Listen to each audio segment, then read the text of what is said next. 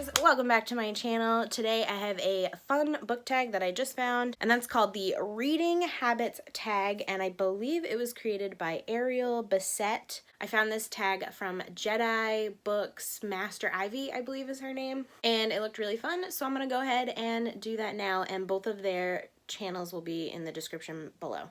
Number one is, do you have a certain place at home for reading? I don't have a specific place. I read in bed, I read at my desk, I read outside. I have like this swinging chair that I absolutely love, or I just read on my patio. I'll read on the couch, on the sofa, doesn't matter. I'll even read at the kitchen table while I'm eating.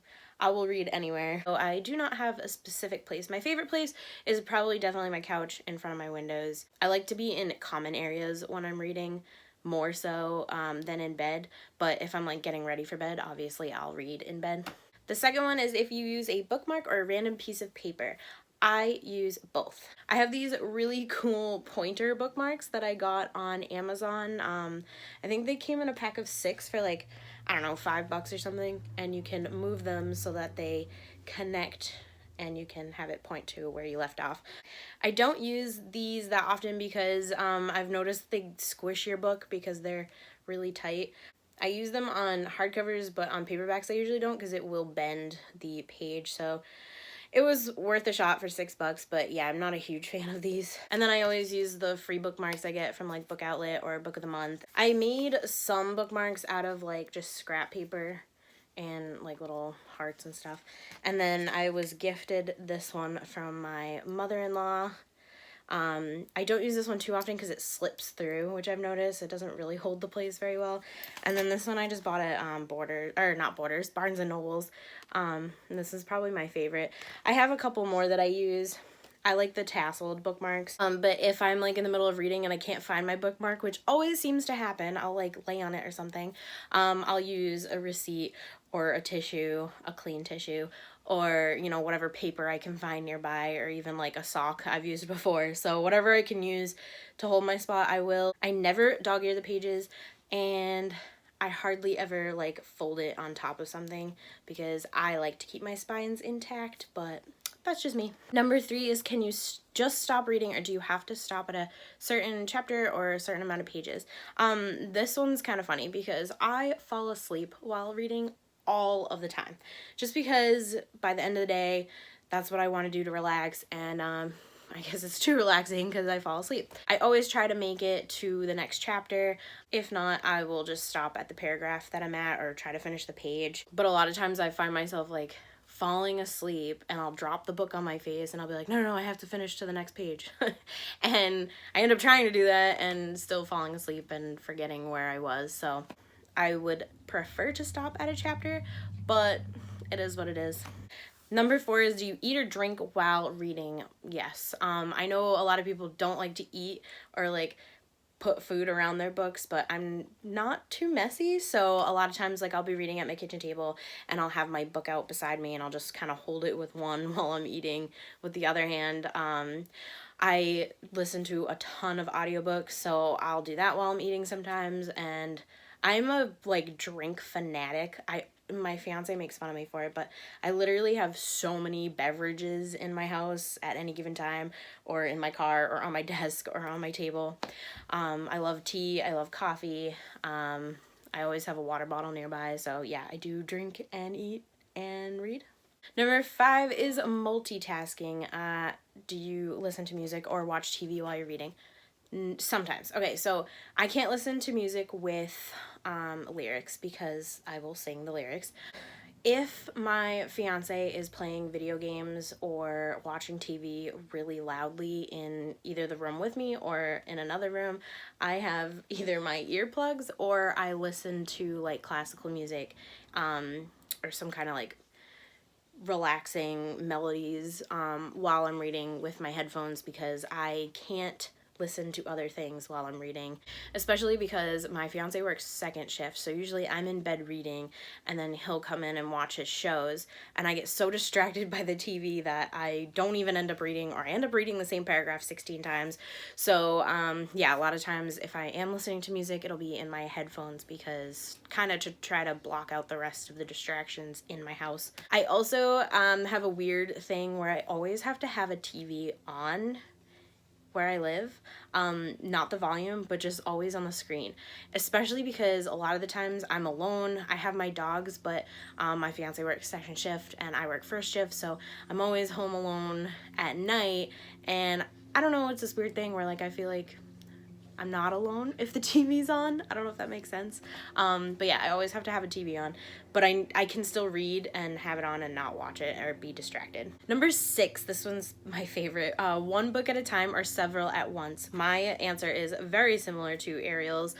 I will read like probably up to 7-8 books at the same time. I can manage it very well. Currently, if you watched my last video, you will know that I am in the middle of, I believe, 5 books. 1, 2, 3, 4. Okay, at the beginning of this month, I was in the middle of 6 books.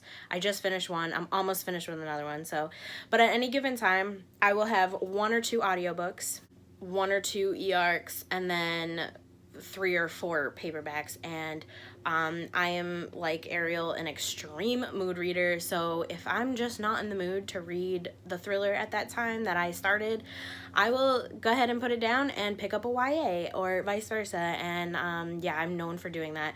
If anybody follows my Goodreads, you'll see I'm like 6% on some, and 22%, and 59%, and it's just a mess. But somehow I managed to keep it all together. I know what's going on in each book, and I guess that makes me like a wicked chaotic reader, but it works for me. I just can't get enough books fast enough, I guess. And yeah, like I said, like I'll be like 3 chapters in one book, and then, you know, 200 pages in another book, and then I'll put those down, and then I'll just read a whole book through cover to cover. Yeah, it's weird. I'm all over the place, but it works for me. I don't know. Number 7 is reading at home or everywhere. Thanks to technology, I always have a book with me, and that's on my phone. I have my Kindle app, and I usually have like, I don't know, probably 10 or 12 books at any given time that I haven't read or I'm in the middle of reading on my Kindle. With that being said, I do not go very many places. If I know I'm going to like get my oil changed, or the DMV, or a doctor's appointment, or any kind of appointment, I will always bring a book with me, and 9 times out of 10, if I forget, I have it on my Kindle, on my app. And then, of course, I don't know if you include this, but again, I listen to audiobooks all of the time. I have an hour to and from work as a commute, so I get a huge chunk of my reading in by using the audiobooks from Libby and Hoopla. Number 8 is reading out loud or silently in your head. Now, I feel like most people do it silently in their head, and that's like normal, and if you don't, you're kind of weird. But I do both. If I'm like really into a book, I'll read it in my head because I can read so much faster. If I'm kind of like just trying to get through a part in a book, sometimes I'll read it out loud, yes, by myself, just so I can, you know, really focus. Because if I don't read it in my head and it's kind of like a boring, like really descriptive part, I will just trudge through it and I'll be miserable. So reading out loud helps me with that. I also read aloud. My fiance and I pick like a book every couple of months to read together. Last month it was The Hatchet by Gary Paulson. This month, and probably like the next couple of months, is Friday Night Lights, because that book is like 500 pages. So we're reading that one together currently, and I will read it out loud and he'll be playing games or whatever, but we enjoy that little bit of time together. But I will say like 89% of the time I'm reading silently in my head. Number 9 is, do you read ahead or even skip pages? Ooh, so 2 books I can specifically say I definitely skipped entire sections and did not even go back to read them are Fangirl and Misery. And the only reason I did is because they're books within a book. And for Misery, I just wanted to get to the next part. I wasn't a huge, I think I gave that one 3 stars. And the parts where he's writing about his Misery series, I just wasn't into. So I would skip over some of those. And then in Fangirl, Kath writes her fan fiction about the Simon Snow series, and I'm not a huge fantasy reader, so I skipped over a lot of those book in a book things. That's usually the only reason I will do that. But also, if usually in thrillers, if I'm like really anxious and really excited to find out what happens, I have to force myself by like literally covering the page. And I was doing this last night, actually, now that I think about it, because I was reading The Dream Daughter, and there was a part that I was like, holy crap, does he not know like this specific thing before they do this specific thing? And I was freaking out, and so I was like allowing my eyes to jump back and forth from the other page, and I literally was holding it, and I was like covering part of it so I would not read ahead. With that being said, if I do like let my eyes drift over and read ahead, especially like in dialogue and stuff like that, I always go back and reread it. It's like an OCD thing. I can't actively, knowingly skip whole sections of books, except for those exceptions that I mentioned, and be okay with it. So even if I do skip ahead and I'm like, oh, okay, this is what happens, then I'll go back and reread what I skipped over. Number 10 is Breaking the Spine or Keeping It Like New. This one's tough. If I get a book that's used and like well used and the spine's already broken, I obviously don't care. If for me, I buy a lot of new used books, but they're like brand new condition. Like this one was from Book Outlet, and I still haven't broken the spine. It's actually like in really good shape, and I'm almost done with it. So I will try really hard to read my books like this instead of, you know, like that. I try really hard to keep them looking like new, even though like it doesn't matter to me because I do love well used, well loved books. I have some on my shelf that are in really rough shape, but I try to keep them in good condition because if I give them away too, I want them to be in decent condition for other people. And the last one is, do you write in books? No. So I have never written in, other than like textbooks for school, I've never written in my actual books. But I will use sticky notes.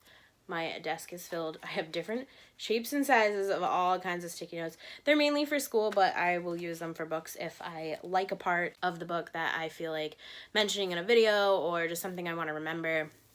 And if I don't write in them, I will just like screenshot it with my phone and write it down later or just try to remember it.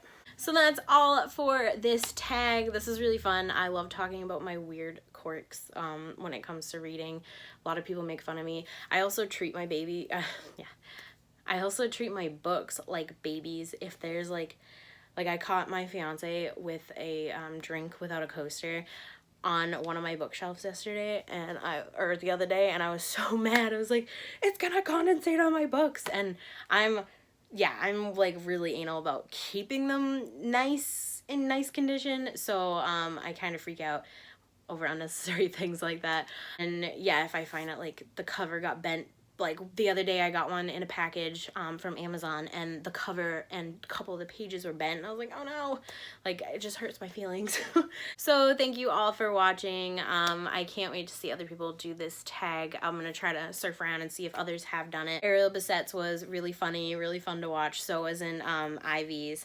So definitely check out their channels. I'll put the link in the descriptions down below. Ariel's really fun and she's sweet, so I highly recommend subscribing to her channel. She has really fun content. So thanks again for watching, and I will see you all soon. Bye!